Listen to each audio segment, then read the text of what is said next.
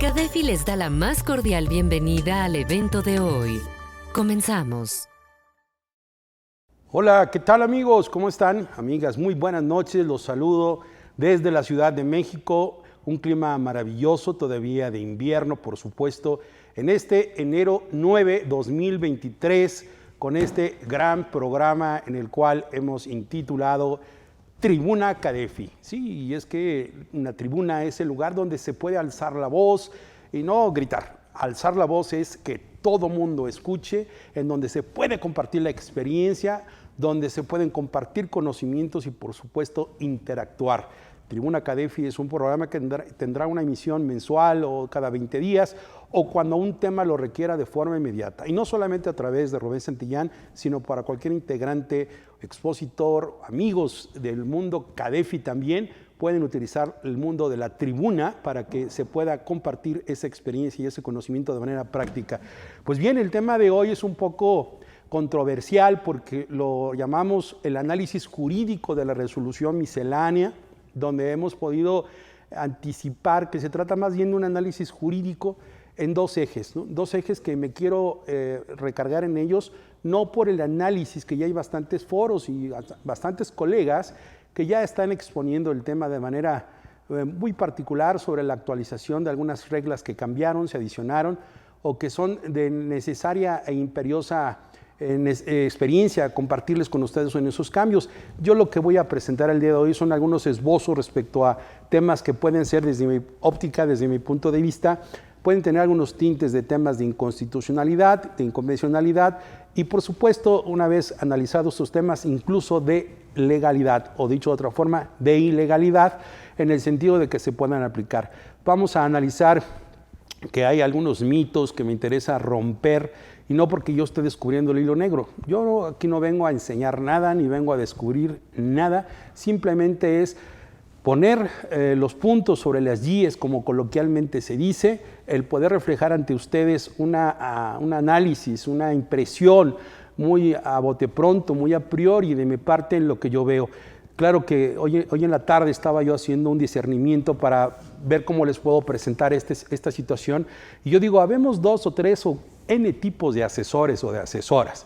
Los que en cuanto sale una ley o un cambio legislativo publicado en el Diario Oficial de la Federación y anunciamos que ya queremos cumplir, lo informamos y combinamos a la gente, a nuestros clientes, a nuestros amigos a que se cumplan, ya tienen dando sus cursos de reglas de resolución miscelánea 2023 y van dictando y analizando. Y habemos otros que, aunque ya se publica oficialmente, pues con otros ojos vemos de color distinto la forma en que se genera, en que se publicó, en que se formó esa legislación, esa norma de derecho, y lo que tenemos que hacer es mirar con otros colores, con otras líneas, con un pensamiento sistemático, con una forma diferente, y eso es lo que queremos aportar, que no solamente apliques la ley que sale publicada y luego la quieres cumplir. No, pregúntate por qué, o si es válido cumplir y ver ese alcance. Eso es lo que hoy Tribuna Cadefi te quiere exponer, lo que yo quiero compartirte. Doy la bienvenida a todos los amigos que me hacen favor en este momento de acompañar en Facebook en vivo de Cadefi, donde tenemos la oportunidad de compartir en todos los estados de la República, sobre todo en la parte de, voy a pedir ahora aquí a producción que me haga favor de tener listos en unos minutos una publicación que he preparado para ustedes para que podamos analizar este tema de la resolución miscelánea fiscal. Estoy buscando aquí mi publicación para ver si puedo encontrarla con ustedes y poderla compartir en este momento. Déjenme buscar aquí para saludarlos. No lo veo. Déjenme ver. Aquí está. Espero que se estén conectando. Vamos a dar tiempo a que estén ustedes listos. Bueno, la tecnología siempre nos juega algo interesante. No lo veo yo publicado. Espero que sí estemos en Facebook. Y el único que no está en Facebook soy yo. Esa sería la ironía de la vida. A ver, permítanme. Creo que ya estamos. Exacto. Y voy a compartir. Ok. Listo. Muy bien. Bueno, doy la bienvenida a Jesús Mario López, a Laura, Berenice García, Basic John, Alejandro Ramos, Miguel Medina. Lo prometido es deuda. Muchas gracias, don Miguel, saludarlo. Javier Martínez, Luis Hooker, Sonia Moreno, Alberto Ortega. Y bueno, se siguen conectando. Espero que pueda yo de verdad compartirles esta gran oportunidad que tengo para en 50 minutos, según lo que yo calculé, entre saludos y bienvenidas. Ya estoy a 4 minutos de comenzar mi exposición, pero quiero que se lleven ustedes, por favor, una opinión. No es realmente que sea la verdad cantante la que yo diga, porque al final y al cabo en nuestro país la decisión final la va a tener la autoridad judicial, es decir, la Suprema Corte de Justicia, que a propósito, pues estamos estrenando a la nueva presidenta, ¿verdad? La magistrada Piña, quien ha tomado cargo esta semana. Realmente a partir del día 2 de enero sabemos que la presidencia de la Suprema Corte de Justicia de la Nación la encabeza maravillosamente una mujer, y tendremos esta perspectiva femenina con una visión futurista, garantista, con una misión de avanzada que tiene la Corte, y esperemos que esta 11ª época que también transcurre bajo esta nueva presidencia, pues nos pueda dar a los contribuyentes una verdadera claridad objetiva de la interpretación de las normas. Recuerdo todavía al ministro saliente, al ministro Saldívar, exministro Saldívar, que establecía que se tenía que postular con argumentación, con carácter y sobre todo con inmediatez, pero también con ponderación. Esperemos cuáles son los pronunciamientos que tiene esta nueva presidencia, pero sin duda el artículo 5A del que vamos a hablar el día de hoy, pues tiene diferentes matices que estoy seguro que en los próximos meses y años dará mucho de qué hablar, sobre todo en cuestiones que son ambiguas al día de hoy.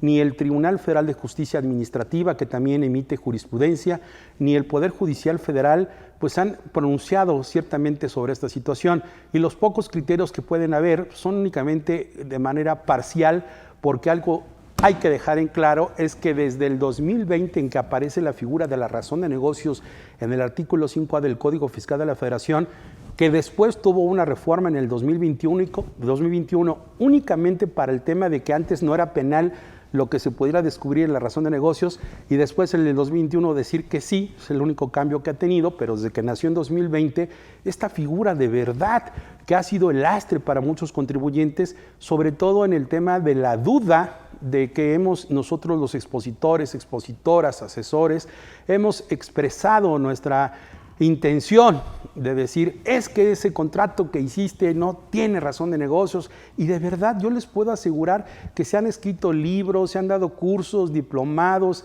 se ha dado todo, pero yo creo, es mi sensación, es mi sentido, de que yo creo que no ha quedado claro todavía el alcance del artículo 5A. Y para entrar en materia ahora, ya que estamos aquí ya en forma, a unos segundos de entrar a los 10 minutos que había yo prometido, les quiero decir lo siguiente. Pues bien, prepárense.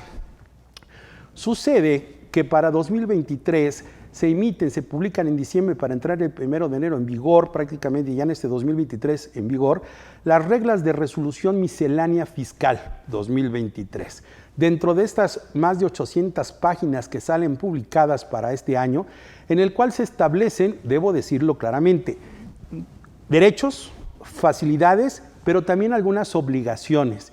Y ahora no tanto como derechos, facilidades o obligaciones, se establecen de forma inusitada, sin precedentes, la creación de autoridades, la creación de un órgano colegiado que, a propósito de este tema, pues había ordenado su creación desde el 2020 con este artículo 5A, que en el mundo técnico se le conoce también como la cláusula antiabuso, la cláusula antielusión, esta cláusula que supuestamente obedece a las reglas de la OCDE en el postulado de las bases para evitar la erosión agresiva de la base del impuesto sobre la renta, pues llega a nuestro código en ese año para decirle a los contribuyentes que cuando hacen contratos, actos jurídicos, se va a presumir que ese acto carece de razón de negocios cuando no se pueda demostrar que el beneficio fiscal es menor que el beneficio económico y razonablemente esperado. Es decir, en español, lo que el fisco quiere saber es que si dos contribuyentes hicieron operaciones, ese contrato que hubieran celebrado, no lo hicieron con el fin de darle vuelta al fisco, de comerse las contribuciones o de no causarlas. Lo que el fisco dice con esta disposición es evaluar que ese contrato de compraventa, de arrendamiento, de comodato, de esa enajenación de acciones, de esa operación que haya celebrado al amparo de ese acto jurídico de una prestación de servicios, no estés escondiendo realmente otro contrato que hubiera tenido un efecto fiscal diferente, pero que lo hiciste de esa manera porque querías diferir, porque querías abatir, porque querías lograr una deducción fiscal, un acreditamiento o simplemente no tener un impacto tributario de tal manera. Esto es lo que se conoce como beneficio fiscal. Esta norma, el artículo 5A, se refiere a eso, que quien busque un beneficio fiscal, deducción, acreditamiento, diferimiento, reducción, inhibirlo por total, quien busque eso y no necesariamente el efecto de una operación comercial normal, pues ese acto tiene la característica de que adolece de razón de negocios. Y si tiene razón de negocios, pues obviamente es la explicación que se puede decir, sí, yo celebré un contrato de prestación de servicios bajo el concepto de retención de asimilados. ¿Por qué? Porque no hago una actividad preponderantemente reiterativa en ese sentido.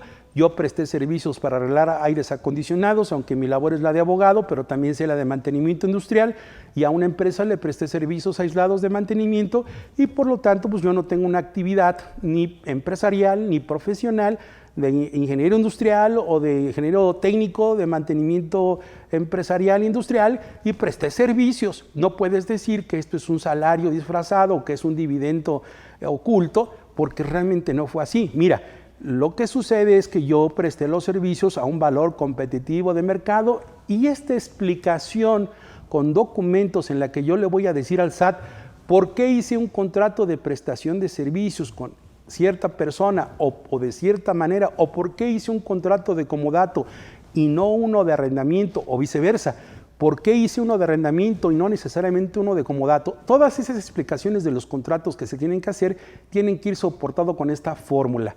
El BEFIS, que así le llamo yo, beneficio fiscal, contra el beneficio económica y razonablemente esperado.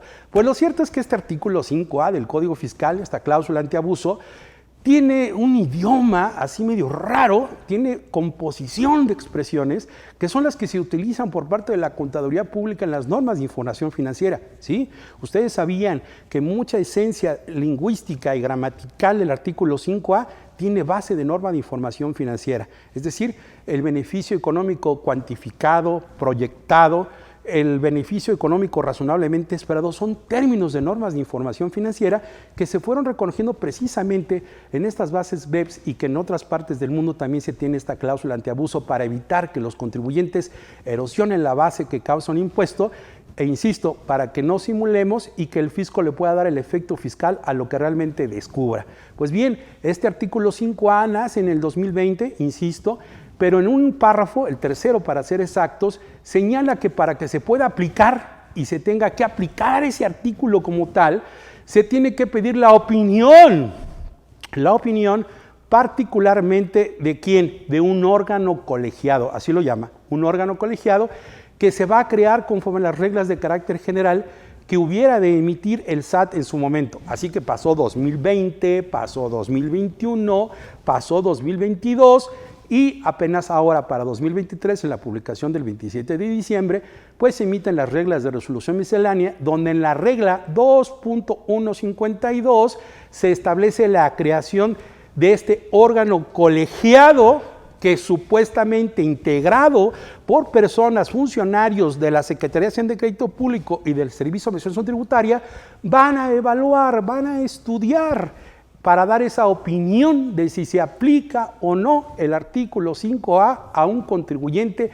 en los casos donde se presume que hay o no hay razón de negocios en una operación celebrada entre ellos. Y aquí es cuando yo les digo, vamos a hacer esta carnicería, vamos a despedazar precisamente esta regla para ver si realmente estamos en ese supuesto. Voy a pedir a producción que me haga favor de permitir una proyección y quisiera, como en muchas ocasiones, comenzar con el final. Sí, lo dije bien, comenzar con el final. Voy a proyectar esta lámina que a propósito quiero brindárselas a todos ustedes. Ya saben la mecánica. Si ustedes están interesados en el material, con mucho gusto yo lo voy a poner a disposición de CADEFI para que lo puedan ustedes descargar.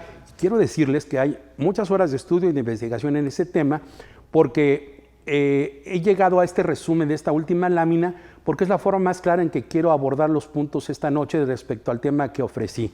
Pues bien, desde mi punto de vista, considero que hablar de la resolución miscelánea tiene estos puntapiés. Primero, quiero hacer mención en dos apartados. El apartado A de mi tema, de Tribuna Cadefi hoy, el apartado A, es decir, las reglas de resolución miscelánea sí tienen algunos efectos que hemos tenido bajo mitos durante muchos años.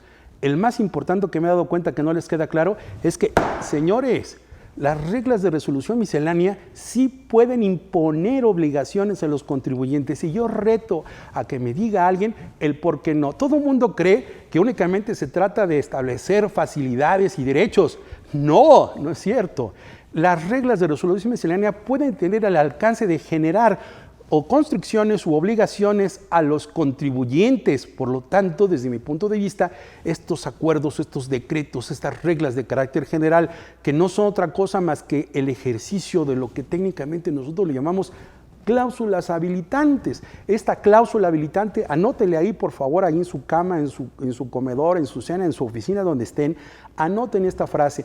Una cláusula habilitante es aquella que el legislador, el Congreso de la Unión, le permite al Poder Ejecutivo a través de uno de sus órganos el que pueda expresar o terminar de legislar, por así decirlo, con reglas específicas de operación. Pues bien, este artículo 5A del Código Fiscal de la Federación, al decir que se debe crear un órgano colegiado conforme a las reglas de carácter general, pues quedó allí quieto desde el 2020, como se los comenté. Y ahora en 2023, sí, 3 años después, por eso he dicho que nada más el 5A estaba tuerto, era la mitad que le faltaba porque no se podía aplicar porque no estaba el órgano colegiado que ordenaba ese artículo. Entonces, en este apartado A de mi programa, para decirles en la resolución miscelánea, el apartado A, lo que quiero decir es, las reglas de resolución imponen derechos, no solamente facilidades, imponen obligaciones, no solamente dan derechos o facilidades, ahora también crean autoridades y estas son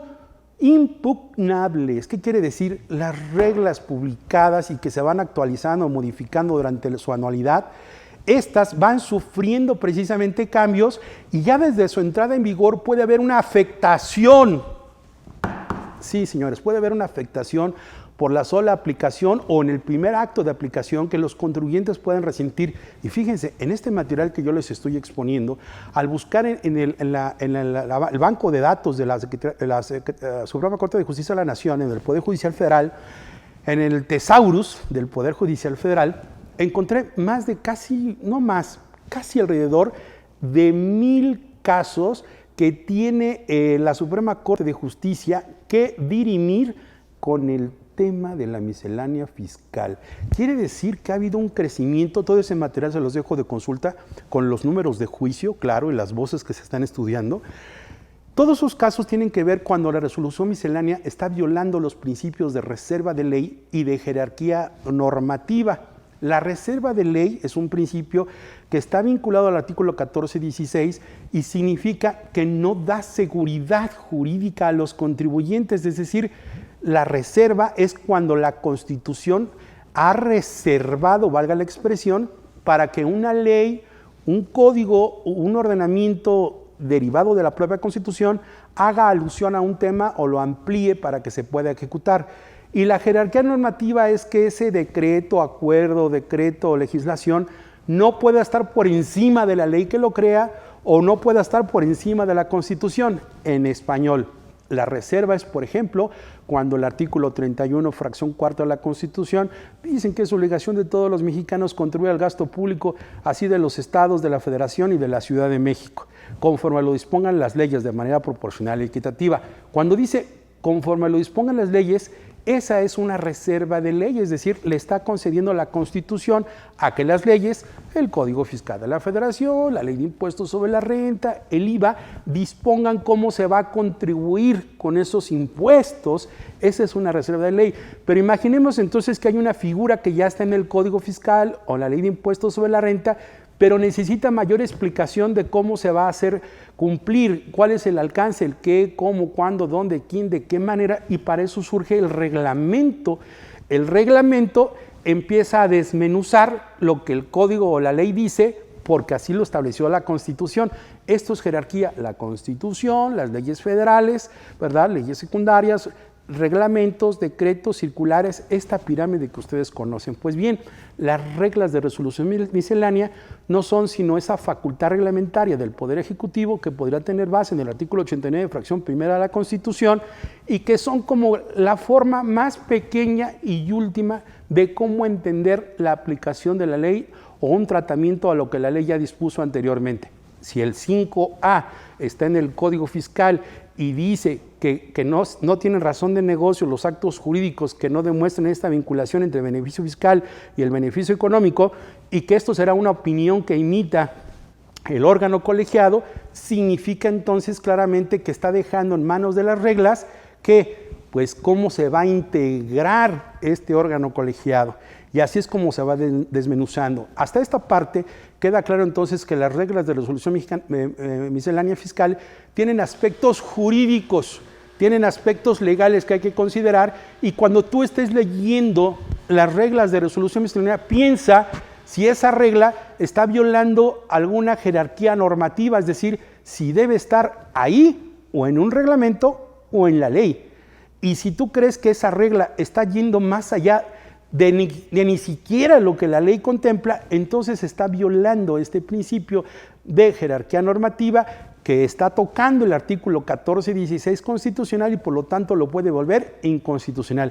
Un ejemplo claro de esto, lo más moderno que hay, es la ficha de trámite 85, que recientemente ha sido publicada por el Poder Judicial Federal como algo totalmente inconstitucional.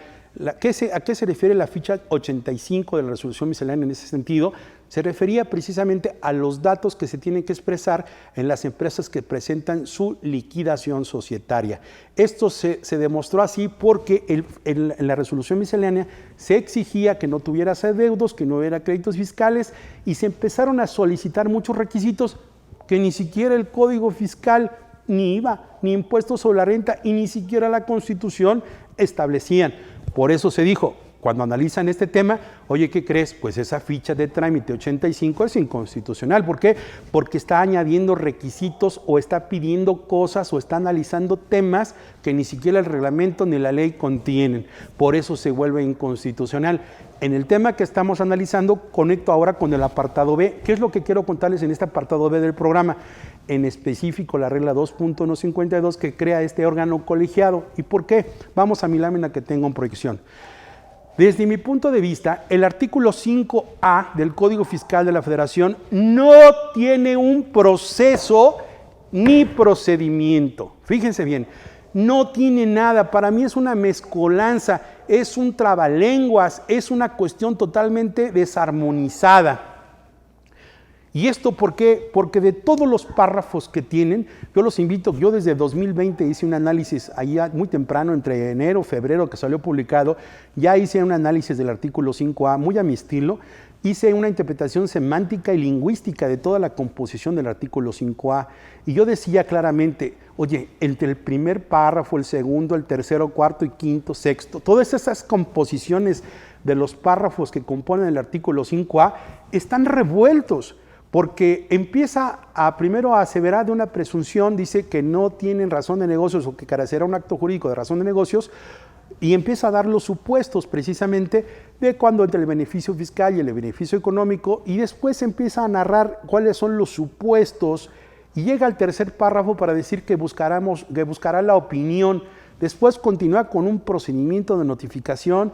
Al final llega con la parte de que esas acciones, cuando se demuestren, pueden, después de 2021, pues no constituir, ahora sí, constituir efectos penales para poder ser perseguidos. Algo absurdo, porque yo lo critiqué en su momento. En el 2020, ese último párrafo decía que no podría haber cuestiones penales derivadas del artículo 5A, situación que cambió en 2021 cuando dice sí podrá constituir cuestiones penales. No estoy de acuerdo, porque es como decir, oye, pues el que prive de la vida a otro comete homicidio. Es decir, si tú le disparas en la cabeza con un arma de fuego a una persona, lo puedes matar, y si lo matas, pues es homicidio, y si lo lesionas, pues serán lesiones, y se te va a poder perseguir como un delito de estos tipos. ¿En serio? O sea, pues es obvio que si yo lesiono a una persona con un arma de fuego y le privo la vida o le causo lesiones, pues es obvio que va a causar una cuestión penal sobraba decirlo, es absurdo, es estulticia pura el decir que tienes que asumir las consecuencias penales si se derivan actos ilícitos. ¿En serio? Eso es muy obvio. Para mí, por eso no tiene un alcance penal propiamente el artículo 5A, porque únicamente es una declaración muy pasiva de lo que puede constituir un delito. Ese fue el único cambio que había.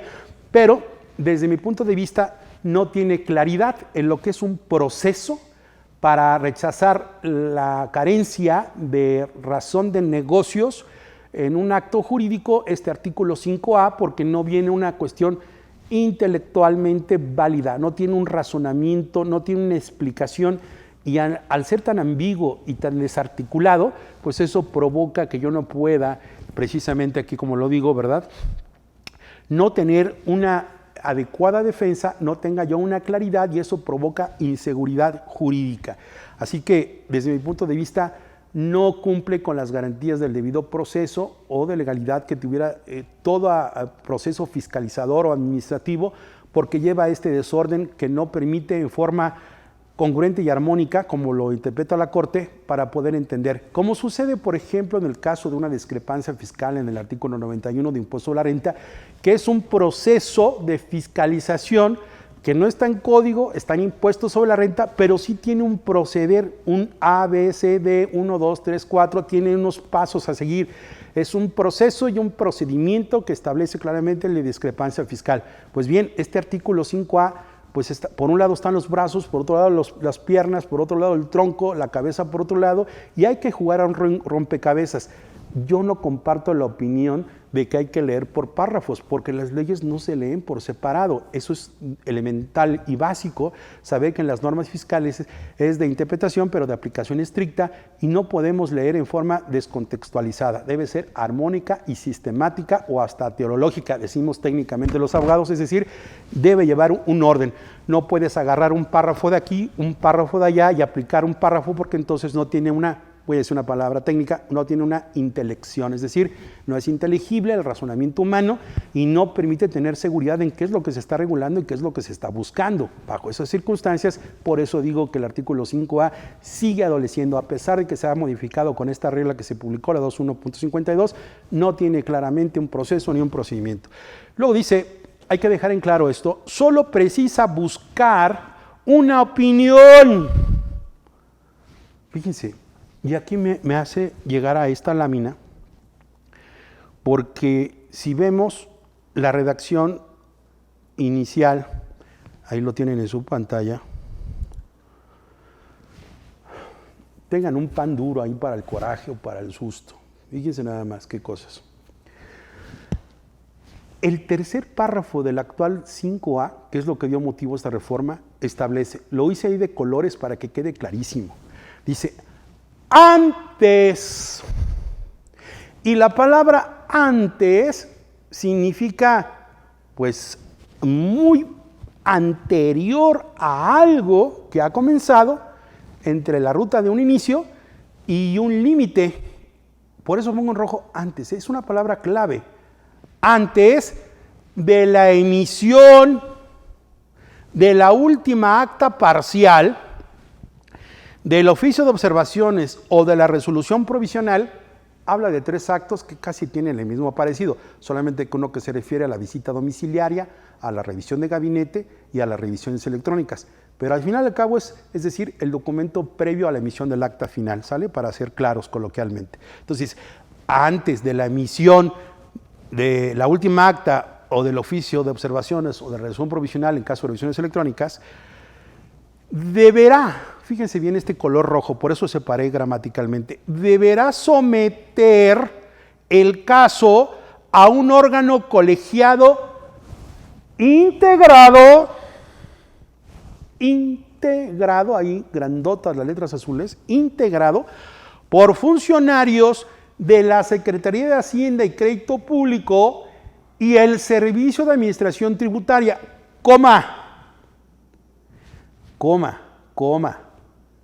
y obtener una opinión favorable. Válgame Dios, lo que es ser bruto para escribir o redactar. O sea, vas a someter el caso para obtener una opinión favorable, o sea, ya es tendencioso. No, tiene que ser favorable. ¿Qué no era mejor decir y obtener una opinión? ¿Por qué agregar favorable? ¿Qué no es tendencioso? Oye, si me vas a decir que sí, no te acepto otra respuesta que no sean esas dos letras. Oye, pues ¿qué alternativa me estás dando? Me estás preguntando, ¿quieres ir al cine? Sí o sí. Y aquí lo mismo. Te voy a someter el caso para que me des una opinión. Favorable. ¿Qué pasó? Eso lo hace descontextualizar el alcance nativa de la reforma y el alcance de esta disposición. Pero sigamos. Deberá someter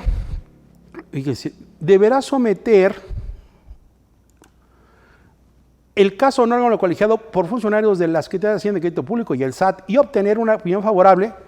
Respondan conmigo ahí en sus casas y oficinas, avienten el café y digan claramente lo que dice ahí. Fíjense nada más. Una opinión favorable para la aplicación de este artículo. O sea, yo les pregunto, ¿para qué se crea un órgano colegiado? ¿Para qué? Para obtener una opinión favorable. ¿Y esa opinión favorable para qué? Para que me diga nada más si aplico o no ese artículo. Oye, tanta parafernalia, tanta fiesta, tanto ruido con pocas nueces. Todo esto que estás haciendo nada más es para buscar una opinión en la que te digan, ¿lo aplico o no lo aplico? Vean los absurdos. No está diciendo que se crea un órgano colegiado para evaluar si hubo razón o no de negocios. Eso no dice este tercer párrafo del 5A. No lo estoy interpretando yo, lo están leyendo con sus ojos como lo he leído yo. Este artículo en esta porción de este párrafo únicamente está para ver si se aplica el artículo mediante una respuesta que se llama opinión. Se equivocaron.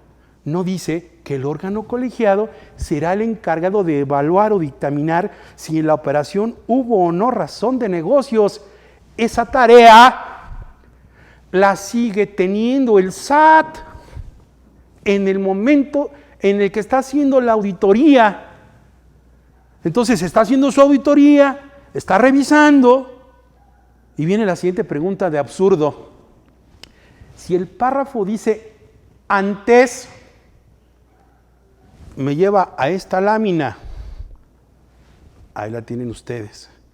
Si toda auditoría comienza con un citatorio o bien en su caso la notificación del acto como está aquí en mi cursor láser, si este es el paso número 1, después viene ya está notificado, comienza el acta de inicio o la primera acta, después vendrán las N actas, primera acta parcial, segunda acta parcial, tercera, cuarta, las que haya, las que sean necesarias, y después vendrá una última acta parcial o vendrá el oficio de observaciones o la resolución provisional en el caso de revisiones electrónicas.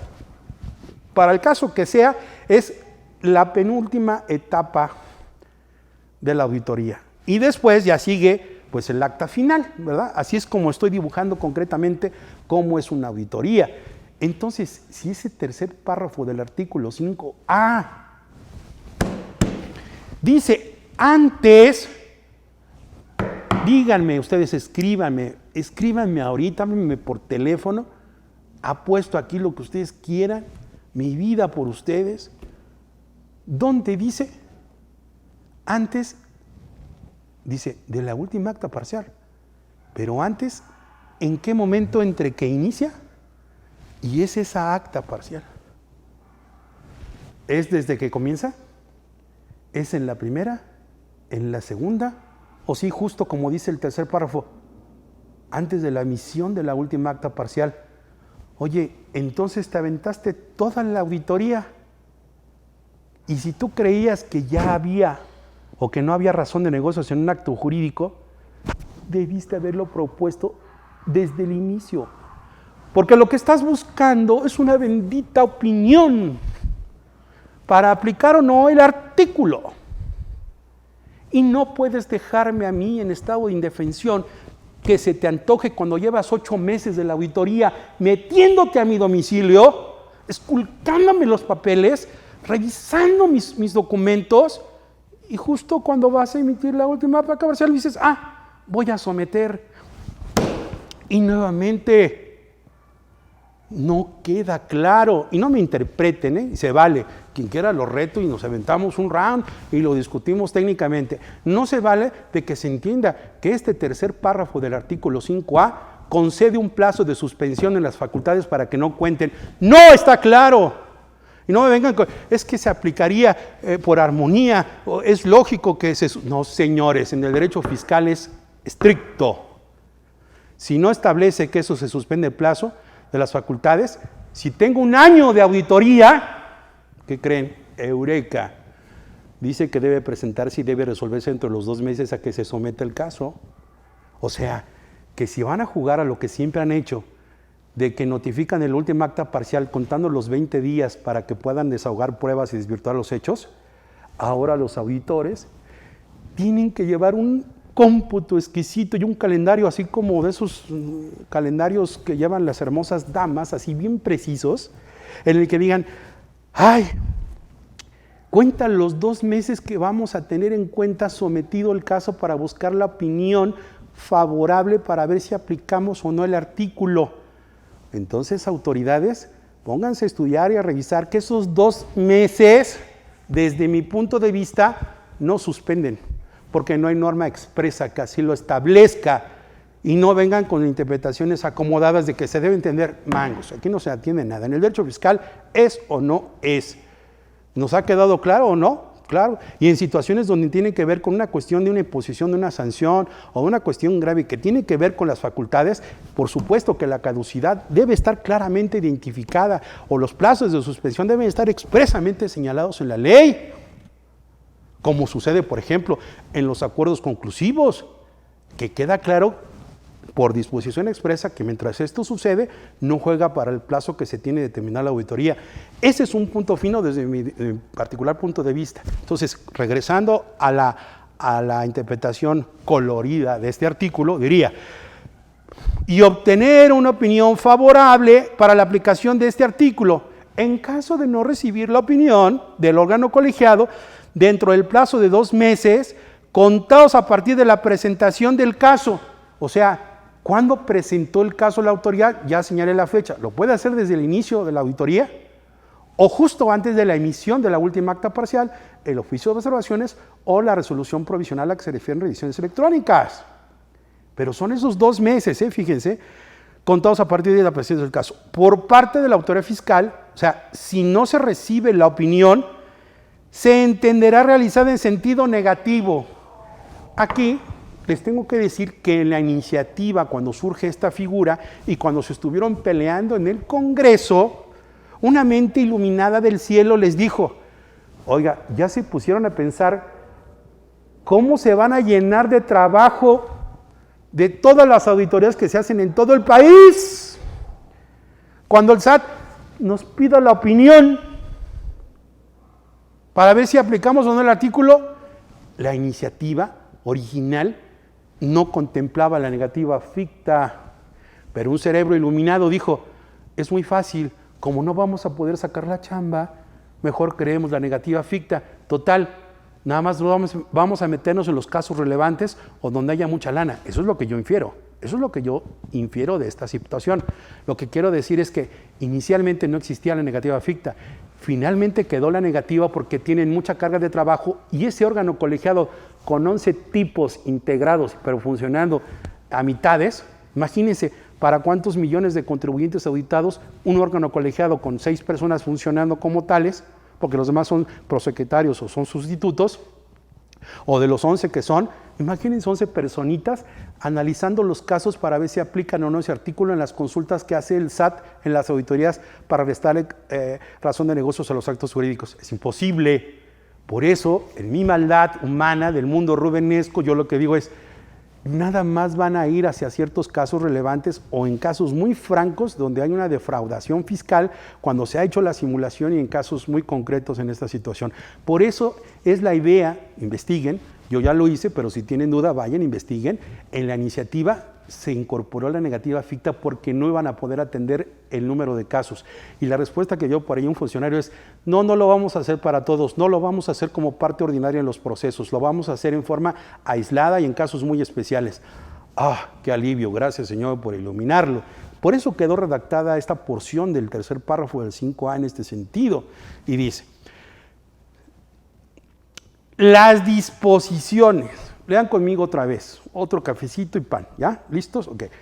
Las disposiciones relativas al referido órgano colegiado, me estaciono ahí, las disposiciones relativas, ¿cuáles? ¿Cuáles, Willis? Las de la creación, las de su integración, las del proceso, las del procedimiento. ¿Cuáles? Porque no las dijiste. ¿Y qué creen? Machetazo al caballo de espadas. La regla 2.152 se fue con la finta y ahora sí le tocó tragar zanahoria envenenada. Porque lo único que se incorporó a la regla miscelánea fue la integración del supuesto organillo colegiado. Pero se les ha olvidado. Se les olvidó dictar disposiciones relativas al procedimiento. O sea, ya me dijiste qué casos no tendrán razón de negocios. ¿Cómo entiendo que no hay razón de negocios entre el beneficio fiscal y el beneficio económico? Ya me dijiste que si busco un beneficio fiscal es porque busco una deducción, un acreditamiento, una reducción, un diferimiento, una disminución. Ya me dijiste que un beneficio cuantificado y proyectado. Ya me dijiste que conforme a las leyes que regula el beneficio. Ya te aventaste todo el rollo. Me dijiste que se iba a crear un órgano colegiado conforme a las reglas de carácter general. Ya lo creaste. Y ahora dime, Willis, ¿cómo es el proceso de la opinión? ¿Se les olvidó? Machetazo, ¡fum! Al suelo, a la lona, knockout. Ya me veo como abogado impugnando que si decidieron aplicarme ese artículo, la pregunta sería, no está fundado y motivado porque omitió señalar cuáles fueron las reglas del procedimiento, por cierto, principio constitucional del debido proceso. Como derecho humano, tengo el derecho a saber cómo llegó a esa opinión positiva. Y peor, que no me dio la oportunidad de defenderme, de redarguir, de ofrecer una prueba para ver si podía influir en cambiar su opinión. Ahora, una opinión, el derecho es con opiniones. ¿Estás buscando una opinión, SAT, de un órgano colegiado para ver si aplicas o no? Oye, ¿qué crees? ¿No es un absurdo? Dice un adagio romanesco, donde impera la misma razón, debe prevalecer el mismo derecho. Si estás creando que para aplicar un artículo necesitas de la opinión de un órgano colegiado, si lo es para el 5A, ¿por qué no habría de existir la misma metodología para otros artículos? Por ejemplo, el 69B. ¿Qué diferencia habría de la gravedad entre una facultad de comprobación, de gestión, de control? ¿A qué equivale una opinión de este tipo? ¿De comprobación? Sí, porque se está ejerciendo dentro del proceso de una auditoría. Ok. Y la opinión, si lo es para el 5A, ¿qué grave o qué no tan grave se parece al 69B? Si los dos buscan rechazar, de un lado, 69b, la inexistencia de operaciones o de materialidad por falta de activo personal, capacidad directa o indirecta, como lo establece el 69b. Si es para rechazar o decir que carece de sustancia económica o de razón de negocios, donde impera la misma razón, debe prevalecer el mismo derecho. Entonces hablamos de un tema de iniquidad que se está tratando procesal y sustantivamente. Dice, las disposiciones relativas al referido órgano colegiado se darán a conocer mediante reglas de carácter general que a su efecto expida el Servicio de Administración Tributaria.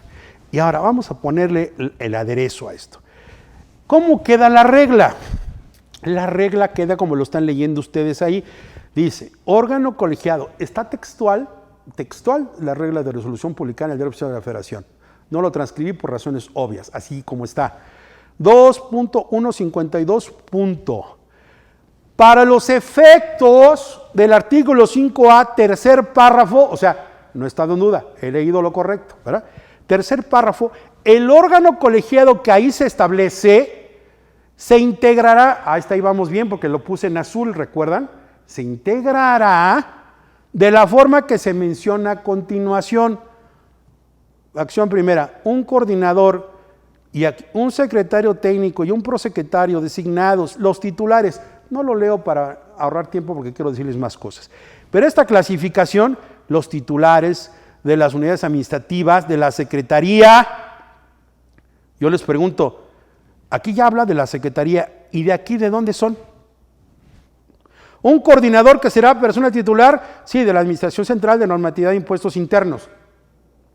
Es claro que se deduce que es de acuerdo al reglamento interior del Servicio de Administración Tributaria, pero también de qué, del manual de organización que puede tener la Secretaría de Hacienda y Crédito Público, que ya me los leí. El manual de organización lo tengo aquí en las láminas puesto para el servicio de ustedes. Señores, está grave esta situación. Luego dice un secretario técnico y un prosecretario designados por el coordinador. El secretario técnico representará al órgano colegiado y suplirá al coordinador. O sea, ya el representante legal es el secretario técnico y no el coordinador, cuando el coordinador tiene mayor competencia, según esto, Los titulares de las siguientes unidades administrativas de la Secretaría, los cuales participan con voz y voto, y son estas tres unidades: unidad de legislación. Yo ya investigué la estructura del manual de organización de la Secretaría de Hacienda y Crédito Público, y estos de una vez le adelanto, señores, noticia de buena noche. Otro absurdo de esta regla y de esta resolución miscelánea es que estos secretarios, estos funcionarios, no tienen competencia material ni por grado desde mi punto de vista. ¿Y saben por qué? Porque en lo que leí de sus facultades no hay ninguna expresa que diga fungir como órgano de consulta de órgano colegiado a que se refiere el artículo 5A. Y desde mi punto de vista, y no me digan que no, fiscalistas, litigantes, por favor, y postulantes, desde mi punto de vista, sí hemos ganado juicios cuando en los convenios de colaboración administrativas de las Secretarías de Finanzas, cuando en términos del artículo 12 y 14 de la Ley de Coordinación Fiscal ejercen facultades de comprobación en contribuciones federales, y hemos dicho que las Secretarías de Finanzas a través de los directores de tal no tienen competencia, y los hemos ganado por competencia, que es fondo, forma, pero es fondo. ¿Por qué no habríamos de ganar estos cuando les estoy diciendo que estos organismos, estas personas que están en la fracción tercera y segunda, no tienen competencia ni en el reglamento interior de la Secretaría de Hacienda y Crédito Público, ni en el manual de organización, ni en el reglamento interior del SAT? Los reto. Díganme, aquí está la facultad. No me vengan con que aquí se entiende. En el derecho fiscal no se entiende nada. O es o no es. ¿Hay tipicidad o no hay tipicidad? ¿Hay cuestión estricta o no hay aplicación estricta? Artículo 5 del Código Fiscal de la Federación. Seamos objetivos. Y luego dice, los titulares de las siguientes unidades administrativas del SAT, los cuales participarán con voz y voto, que es Auditoría General de Auditoría Fiscal Federal, de grandes contribuyentes, de hidrocarburos, de comercio exterior y la Administración General Jurídica.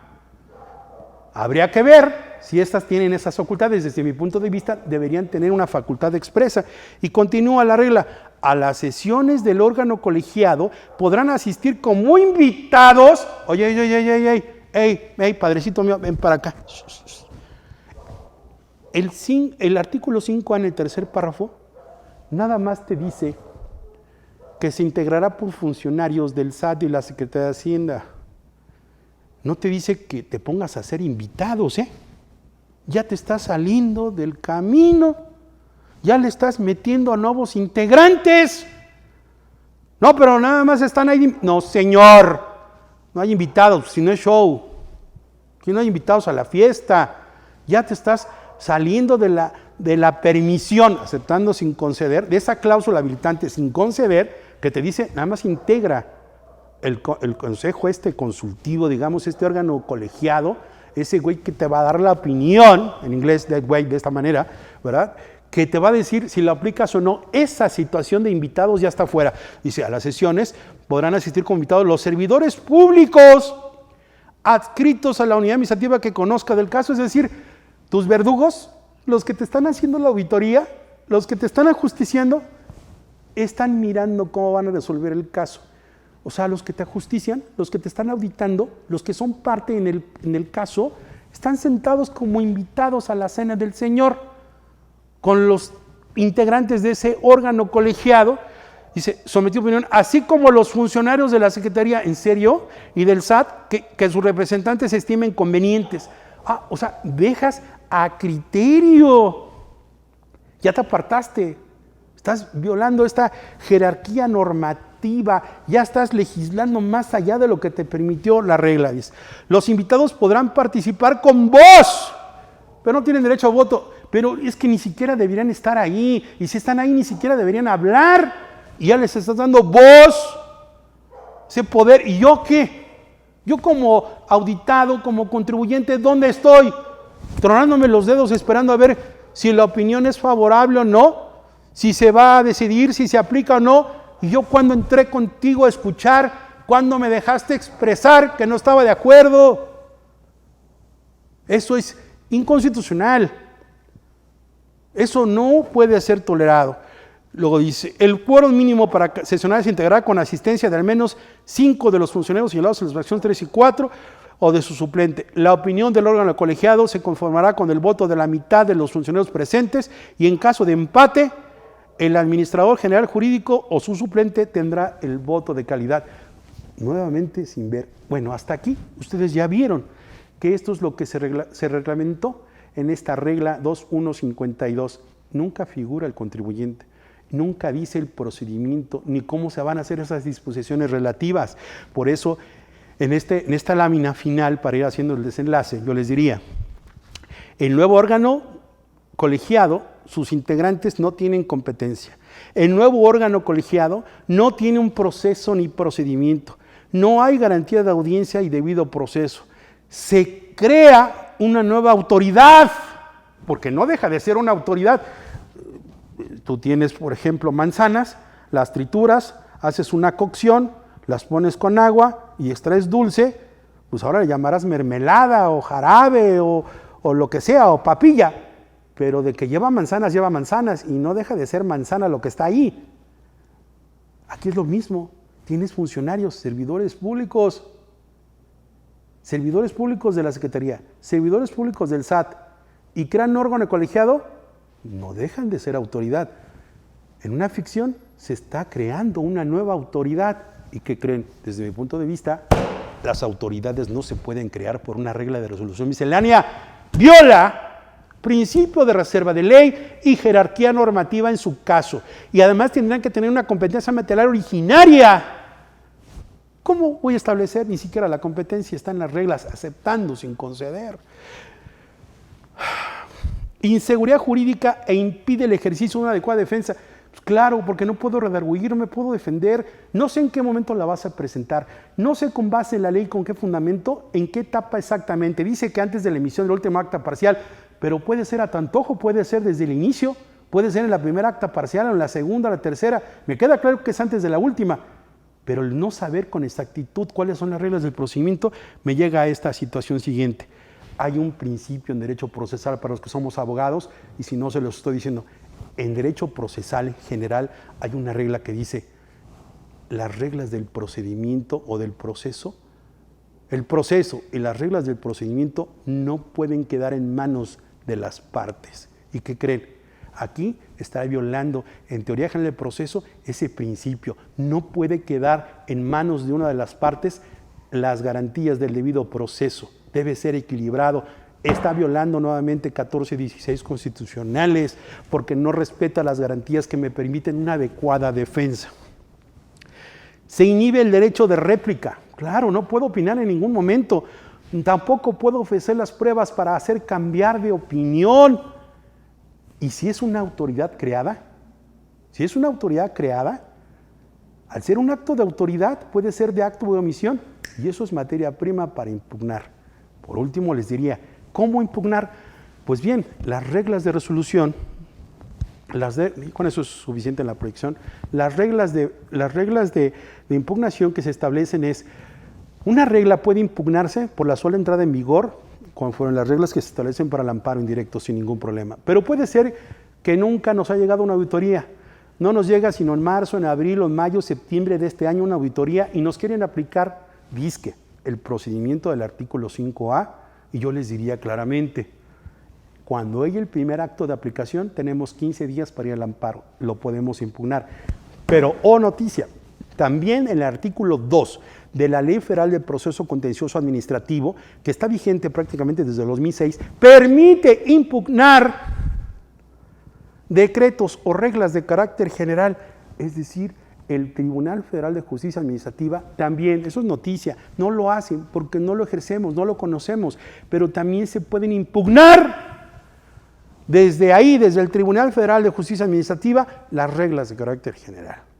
Y no solamente esperar en el amparo, con su entrada en vigor o contra el primer acto de aplicación. Por tanto, las reglas de resolución miscelánea sí pueden imponer obligaciones, hacen mención de derechos y facilidades, pueden estar creando autoridades o un proceso o procedimiento que aclarando lo que la ley les ha permitido, como fue el 5A, y creo que en este segmento es una de las cosas que debiéramos tener mayor interés, porque representa una de las facultades quizás más ambiciosas, como lo ha sido la 69B, que ha tenido la autoridad para poder fiscalizar ardua y severamente, ¿verdad?, muy draconianamente, a los contribuyentes. Por lo tanto, por eso, como lo mencioné, creo que el artículo 5A es un revólver en manos de un chamaco que tiene todo el permiso para disparar y posiblemente para matar. Pues así es como llegamos a esta introducción. Muchísimas gracias por su atención y la mejor arma para poder hacer frente a esto es con la información. Yo les agradezco muchísimo que estén conectados hoy conmigo esta noche. Son casi 600 personas que hemos estado aquí al habla. William Gutiérrez, Luis Armenta, Kendall Bautista, Araceli Maldonado, Manuel Espinosa, nos dice José González. Voy a responder sus preguntas porque son muchísimas y yo agradezco de verdad por la atención que tuvieron en escribirme, prometo responderles y si hay necesidad de hacer un segundo programa, pues lo hacemos, no pasa absolutamente nada. Cire Cortés, Manuel Pacheco, José González, Lucía Cepeda, Miguel Said, Lupita Castillo, muchísimas. Queda a disposición de CADEFI el material, son cerca de 35 láminas, ya viene digerido cuáles son las tesis, la competencia, los manuales de organización, el fundamento. Yo les hago llegar este material, lo pongo a disposición para que lo bajen en WeTransfer o como suele hacerlo CADEFI. Yo les agradezco mucho su conexión, su tiempo. Espero sus comentarios. ¿Qué les pareció Tribuna CADEFI? Este espacio donde se alza la voz, donde se comparte el conocimiento, se dicen las experiencias, pero sobre todo se colegia la opinión con ustedes. Pasen una excelente noche donde estén, en sus casas, en sus oficinas, que lleguen con bien, tengan una excelente semana, un buen mes todavía y felicidades por los que no tuvimos oportunidad de saludar en este 2023. Los quiero mucho, Dios los bendiga, nos dé las bendiciones del trabajo y la salud. Descansen, buenas noches.